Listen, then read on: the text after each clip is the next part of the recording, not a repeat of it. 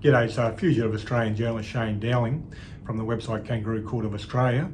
And I just want to say a few words on Australia dropping from number 25 to number 39 in the World Press Freedom Index, which is collated by the Reporters Without Borders website and organisation.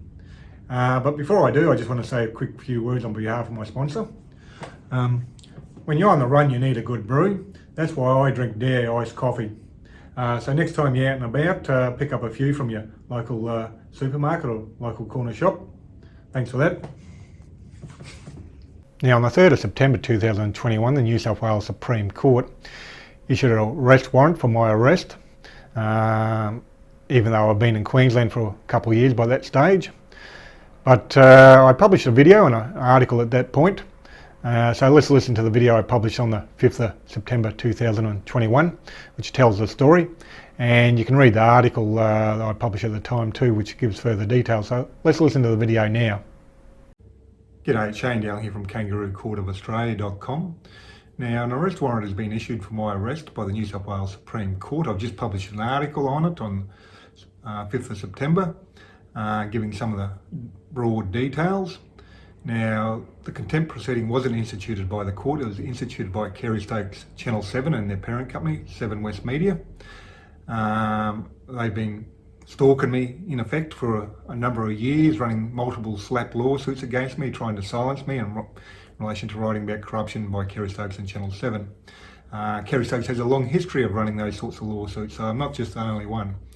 Now, if you go to my website, Kangaroo Court of Australia, on the 5th of September, Sunday, I published an article with those details, giving my side of the story.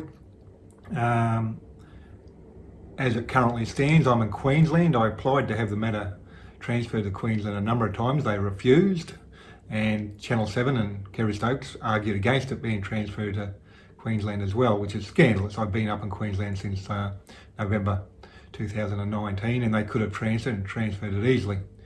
But when they got the judges in their hip pocket down in New South Wales, they're obviously keen to keep it there. Channel 7, Kerry Stokes, that is. Now, I run a judicial corruption website. I've named 10, 15, 20 judges in the New South Wales Supreme Court, accusing them of corruption, given the evidence, some of it's video evidence.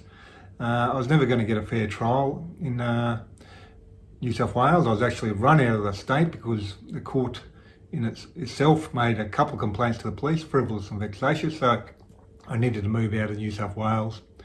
But the details are in the article on my website, so you can visit the website and get those details yourself.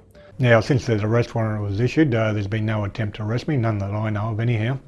Given that I'm in Queensland, it'd be the Queensland police that would need to arrest me. Then I'd be extradited to New South Wales.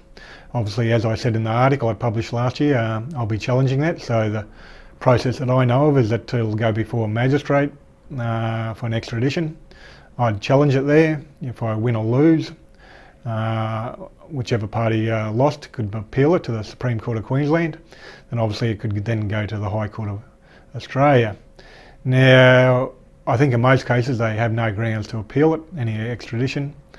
But in my case, I'd have very strong grounds. I publish a judicial corruption website.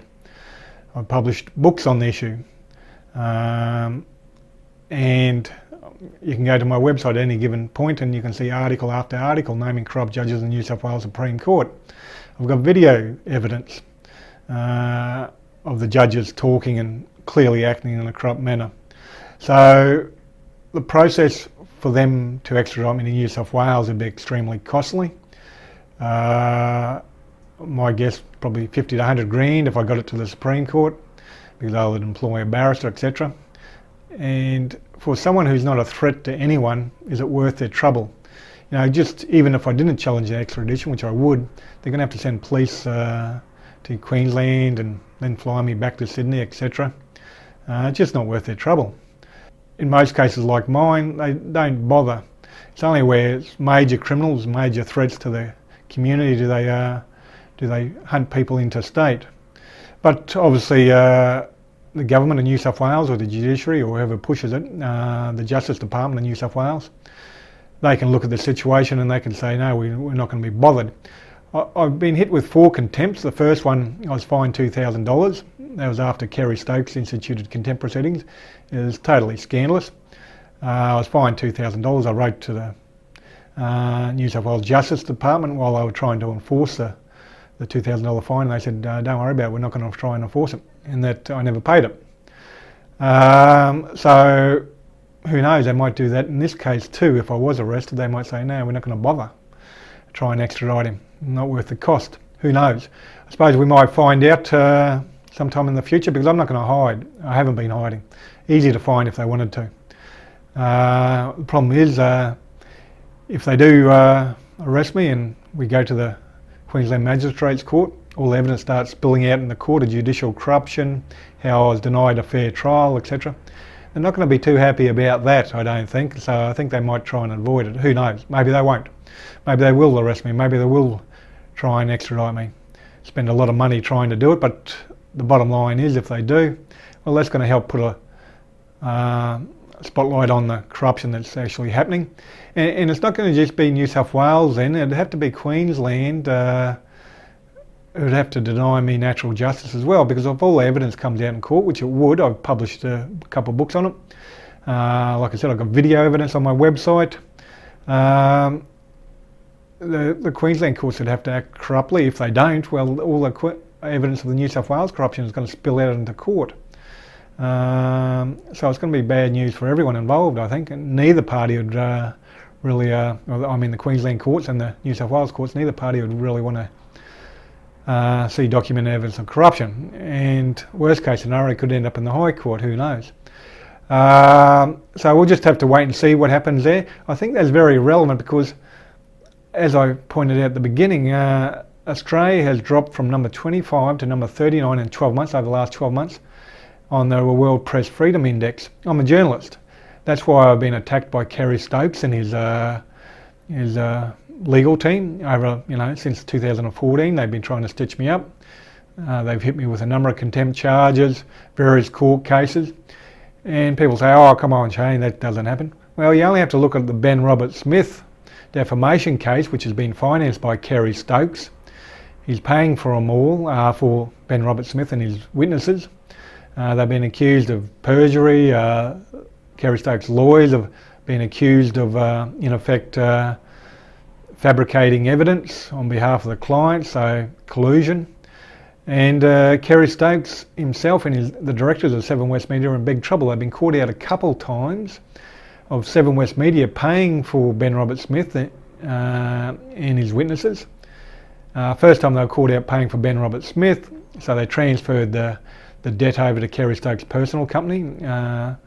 And then they were caught out again paying for the witness, and once again they transferred that cost. Well, they've been caught out a couple of times. That's potentially criminal offences for the directors of Seven West Media, because on what legal basis are they paying for witnesses in a defamation case, and also they were paying for their legal fees in a war crimes investigation? So they've got big questions to answer, and they're the same people who've been coming after me for years. And the same people who this current arrest warrant has been issued on their behalf. It was 7 Network, which is Channel 7, and 7 West Media. They're the 2 applicants in the matter. Other than that, I'll have a lot more to say in the near future, but make sure you share this video on social media, Facebook, Twitter, etc. And if you visit my website, I'll be publishing an article on Sunday the 15th of May with more details, 2022 that is, with more details and links to the relevant previous articles, etc. Other than that, thank you for your time and have a good day.